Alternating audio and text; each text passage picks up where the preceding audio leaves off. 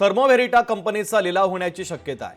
थर्मोव्हेरिटा कंपनीने 2,72,000चा कर भरलेला नसल्याची माहिती समोर आली।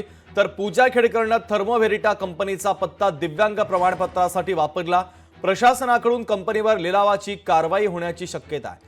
महत्त्वाची आणि मोठी बातमी, पूजा खेडकर प्रकरणामध्ये थर्मोव्हेरिटा कंपनीचा लिलाव होण्याची शक्यता आहे। थर्मोव्हेरिटा कंपनीने 2,72,000चा कर भरलेला नसल्याची माहिती समोर आली। तर पूजा खेडकरनं थर्मोव्हेरिटा कंपनीचा पत्ता दिव्यांग प्रमाणपत्रासाठी वापरला होता। एकूण त्यांच्याकडे एप्रिल 22 पर्यंत 31 मार्च 22 पर्यंत त्यांनी कर भरलेला दिसतोय। त्याच्यानंतर बहुतेक ती कंपनी बंद असावी। त्याच्यानंतर 2 वर्ष त्यांनी कर भरलेला नव्हता। त्या थकीत करापोटी आपण त्यांना जप्तीपूर्व नोटीस ही बजावलेली होती।